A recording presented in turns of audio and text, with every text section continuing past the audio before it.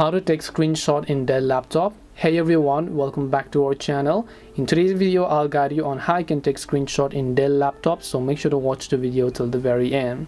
If you'd like to take a screenshot for your Dell laptop, it doesn't really matter whether it's a Dell, HP, Lenovo or whatever else, because as long as you're using Windows 11, which is the official Windows that is actually available, you can actually take a screenshot in a similar fashion. Now in order to do this, all you have to do is on your keyboard of your laptop, select Shift, Windows and S. So I repeat, Shift, Windows and S button, and as you do that, snipping tool is going to open up, which is the default tool for taking screenshots.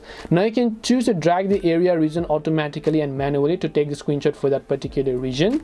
Otherwise, if you want to take the full screen screenshot, then here you can see full screen mode option. Select this option here, as and when you click on it, it is going to disappear because it has already taken a screenshot. Now if you want to find that screenshot, you can open up File Explorer, go to Pictures, go to Screenshot, and then you'll be able to see the screenshot that we just took over here.